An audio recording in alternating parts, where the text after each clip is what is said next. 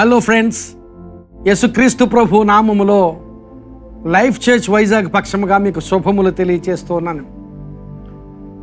ఈ hope for today సందేశాలు మీకు ఆశీర్వాదకరంగా ఉండాలని, మీరు క్షేమముగాను ఆశీర్వాదకరంగాను ఉండాలని ప్రతిరోజు మానక మీకోసం ప్రార్థన చేస్తూ ఉన్నాం. దేవుని వాక్యం నుంచి హోషేయ గ్రంథంలో 6వ అధ్యాయము 3వ వచనంలో ఒక భాగం, ఉదయము తప్పక వచ్చు రీతిని ఆయన ఉదయించును అనే మాట ఉంది. ఉదయము తప్పక వచ్చు రీతిని ఆయన ఉదయించును. ఆ సమయంలో ఆ ప్రవక్త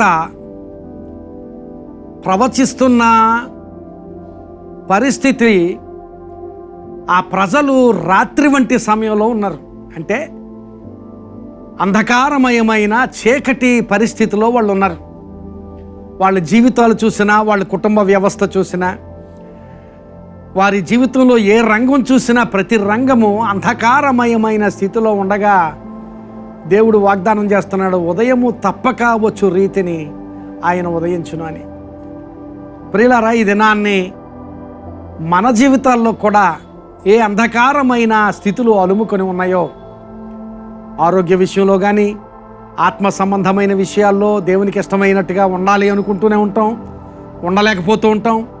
అలాంటి స్థితి కానీ, లేక ఆర్థిక సంబంధమైన ఇబ్బందులు కానీ, కుటుంబ సంబంధాల్లో ప్రతికూలమైన పరిస్థితులు కానీ, ఉద్యోగ విషయాలు కానీ, ఏ విషయాల్లోనైనా అంధకారమయమైన స్థితిగతులు ఉంటే ఆ స్థితిలో దేవుని వాగ్దానం ఏమిటంటే, ఉదయము తప్పక వచ్చు రీతిగా ఆయన ఉదయించును అని. ఆ ప్రజలు అలాంటి అంధకారమయమైన చీకటి వంటి బ్రతుకుతున్న స్థితిలో దేవుడు వారికి బోధ కలిగేటట్లుగా అసలు ఆ ప్రవక్త జీవితాన్నే ఒక ఉదాహరణగా చూపించాడు ఆ గ్రంథంలో.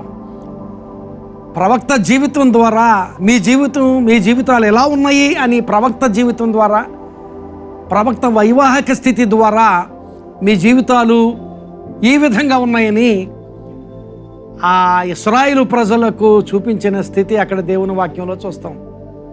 అంటే అలాంటి అంధకారమయమైన స్థితిని మీరు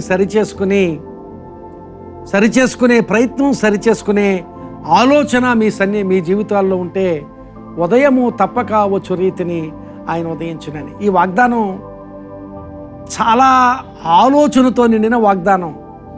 అంటే ఉదయము తప్పక వచ్చు రీతిని అన్నప్పుడు చీకటిగా ఉన్న రాత్రి సమయంలో మనకు ఒక గొప్ప నిరీక్షణ ఉంటుంది. అది ఏమిటంటే, కొంత సమయంలో, కొన్ని గంటల్లో మరలా ఉదయం మన జీవితాల్లో వస్తుందని, తప్పక వస్తుందని, అందులో ఏం అనుమానం లేదు.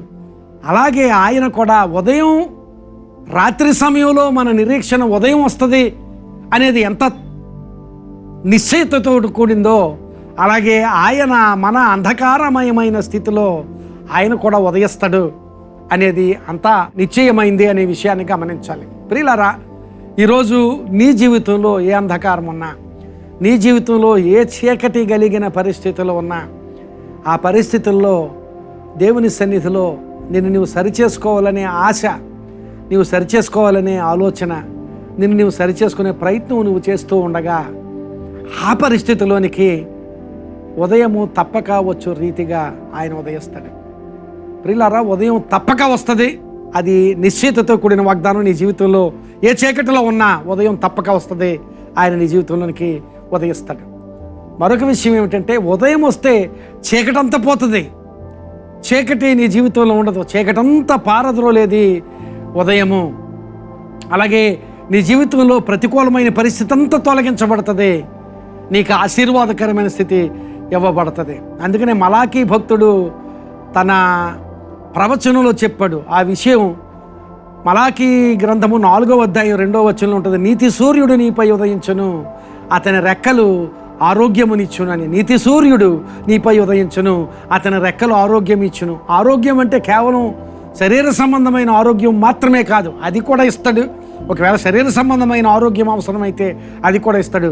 అది మాత్రమే కాదు, నీ జీవితంలో ఏ అనారోగ్యకరమైన ఆత్మ సంబంధమైన అనారోగ్యం, మానసిక సంబంధమైన అనారోగ్యం, లేక శారీరక సంబంధమైన అనారోగ్యం, నీ పరిస్థితుల్లో అనారోగ్యం, నీ స్థితిగతుల్లో అనారోగ్యం, ఏ అనారోగ్యం ఉన్నా ఆ అనారోగ్యాన్ని బాగు చేయడానికి నీతి సూర్యుడు నీపై ఉదయిస్తాడు. నీతి సూర్యుని ఆ కాంతి రేఖలు నీపై పడుతూ ఉండగా నీ అనారోగ్యం అంతా పటాపంచలైపోతుంది. నీకు ఆశీర్వాదము, ఆరోగ్యము ఇస్తాడు. ఉదయము తప్పక వచ్చు రీతిగా ఆయన నీ జీవితంలో ఉదయిస్తాడు. ఏ చీకటిలో ఉన్నా ప్రియ విశ్వాసి, నీ జీవితాన్ని దేవునికి అప్పగించుకో. దేవుని సన్నిధిలో నేను నా జీవితాన్ని సరిచేసుకోవాలనే ఆలోచన కలిగి, అలాంటి ఆలోచన నిండిన హృదయంతో దేవుని సన్నిధిలో నిన్ను సరిచేసుకునే ప్రయత్నం చేస్తూ దేవుని సన్నిధికి నీ జీవితాన్ని అప్పగించుకుంటే, అలాంటి పరిస్థితుల్లో ఉదయము తప్పక వచ్చు రీతిలో ఆయన నీ జీవితంలో ఉదయిస్తాడు. చీకటంతా పారదోలుతాడు.